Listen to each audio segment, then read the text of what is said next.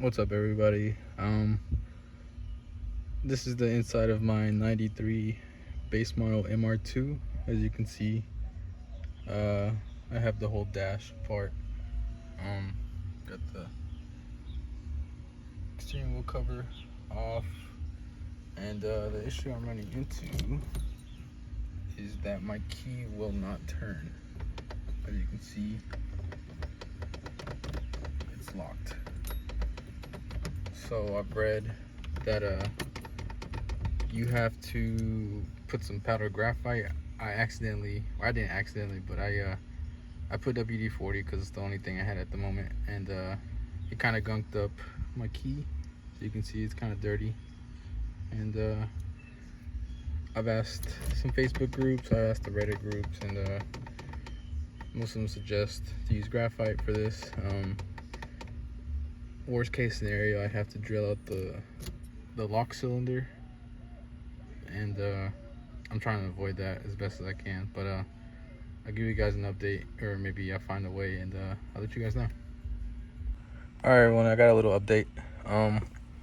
It's been a couple of days since the last clip, but figured the key doesn't work still, obviously. As you can see, doesn't move.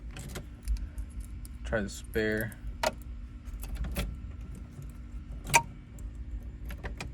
Nothing. So what I've read is that there is, let me see if you see, there is a little push button, the steering lock. Let me get it right there. You can see. I've read on some forums that if you can just kind of like use a hammer and a punch, you can punch it out. There's not really exact details on how to do it, but you know what I did, at least for the MR2, is move the shifter knob, lift this shifter boot up. You can take the dash out. This was loose when I got it, so you can take the dash for the center console here off. You unplug these are the two plugs for the cigarette lighter. What else? Let's see. Oh, there is this light. I can't remember exactly what it is, but it's back there. You take that off. I took my cluster panel off so I can get to that access hole a lot easier, because without it you get probably like half an inch and you can't really stick nothing in there. So to get to the cluster, you take the steering wheel cover off. There's a couple of bolts on the other side. I think there's like 3, and then you kind of just pry on this little piece. On this piece, you kind of just pry on it. There is a connection back there, so be careful. Slide it out, unclip it, and then there's 4 bolts. There's 3 on this one. There's one this corner, one around here, and then the other one's like on this corner right there. You can see the tab. Oh, there's another tab as well. You just loosen those up, kind of pry on it. There's actually this retaining clip in there that goes around the cluster. Kind of pry this down, it'll come off. You can see the clips over here. All right, here's an update. I ended up taking off the whole the cluster completely. It was just in my way. There's these 3 tabs. They have a little push down on them. All you gotta do is slowly push them down, pull them out. Just be careful with them. You don't know how brittle they are sometimes. There's this little thing in the middle of the blue one and brown clip that just slowly just pry it out. You can see the little like push in. Same thing with this one, little push down clips as well as this one.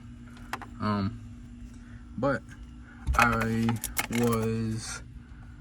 there's the lockout pin. You can see it easier. I was just using just a regular nail and a hammer, and just beating on it, just making sure. As you can see, I have a clock now, and it is actually on ACC. I'm gonna try to set you guys up so you can see it. Okay. Grab my keys real quick. Or I mean the little clip I have pinned.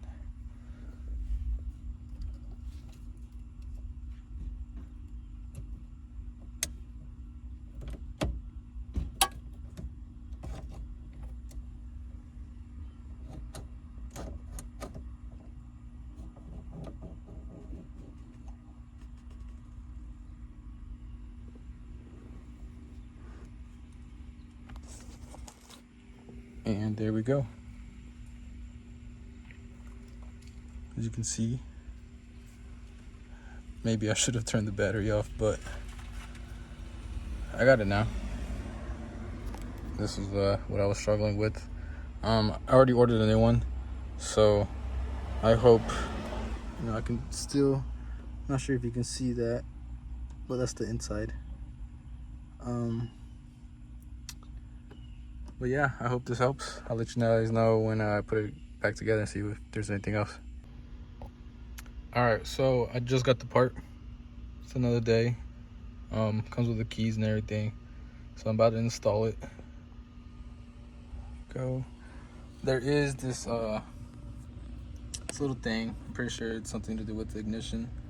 I didn't take it out when I was removing the old one, but I'll take it off right now before I put the new one in.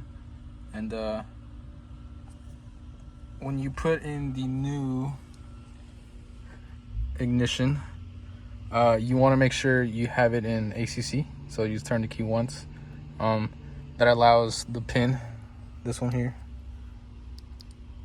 to become loose. As you can see, it's stuck in there.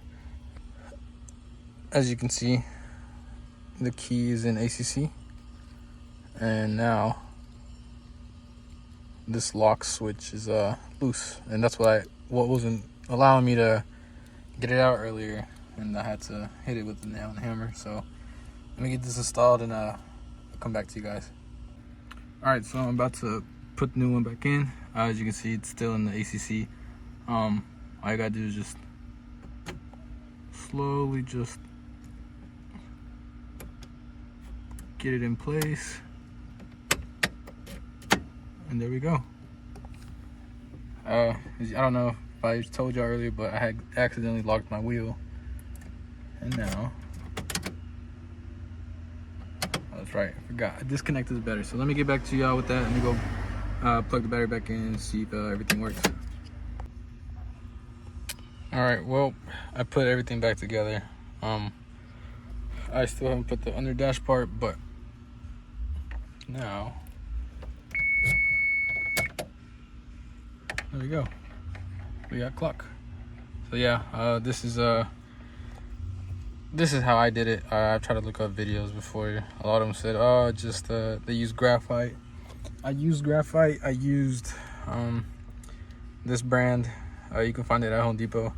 Didn't help, obviously, in my case, because it was just broken or whatever. Some people recommend using like WD-40 or some lubricant. But I've seen that it's just, I didn't find the actual way to get it out. They all said, oh, you're gonna have to force it into ACC and whatnot. But I'm pretty sure if you don't have the key, I think you can use this method as well. I think you just gotta put a screwdriver or something in there to kind of twist into ACC, or just to pry it out. But once it's like you get the little lock pin to go down, it'll just come out, kind of wiggling it out and stuff. Besides that, it works now. I'll start the car up for y'all. As you can see, it works. So happy I fixed it. I'll put the ignition lock cylinder product number in the description. So hope this helped. Everyone have a good day. Let me know what y'all think, what I could have done, and I'll see you guys later.